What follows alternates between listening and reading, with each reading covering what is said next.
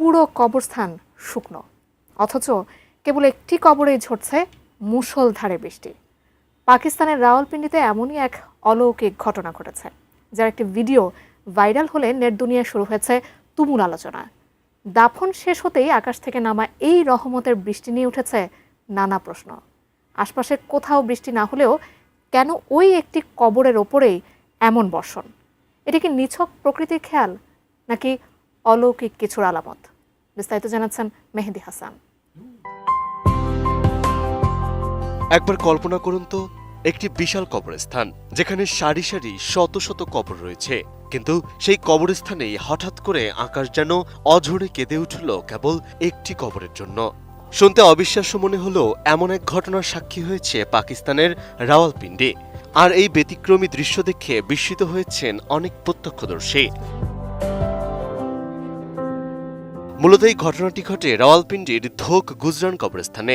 April মাসের শেষের দিকে সেখানে একটি দাফন সম্পন্ন হওয়ার পরপরই দেখা যায় একটি নির্দিষ্ট কবরের উপর মুষলধারে বৃষ্টি পড়ছে, অথচ আশেপাশের অন্য কোনো কবর কিংবা সেখানে উপস্থিত মানুষের গায়ে বৃষ্টির কোনো চিহ্ন নেই। সামাজিক যোগাযোগ মাধ্যমে ছড়িয়ে পড়া ভিডিওটিতে এমন দৃশ্যই দেখা যায়।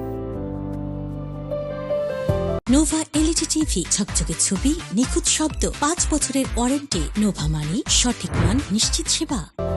অনেক প্রত্যক্ষদর্শী এবং ধর্মপ্রাণ মানুষ এই ঘটনাকে আল্লাহর বিশেষ রহমত হিসেবেই দেখছেন।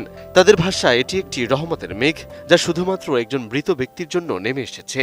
তবে একই সঙ্গে ভিডিওটি নিয়ে সামাজিক যোগাযোগ মাধ্যমেও প্রশ্ন উঠেছে, যেখানে কেউ কেউ এটিকে আলোর প্রতিফলন বা কৃত্রিম প্রভাবের ফল বলেও দাবি করেছেন।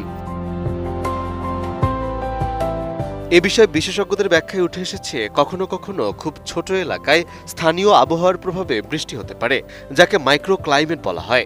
এর ফলে নির্দিষ্ট একটি জায়গায় বৃষ্টি হলেও পাশের অংশ শুকনো থাকতে পারে। তবে এই ঘটনার ক্ষেত্রে ভিডিওর সত্যতা এখনো পুরোপুরি যাচাই করা হয়নি। নিউজ কাশ্মীর সহ দেশটির একাধিক গণমাধ্যমে এই খবর প্রচার হওয়ার পর আন্তর্জাতিক পর্যায়েও বিষয়টি আলোচনায় এসেছে।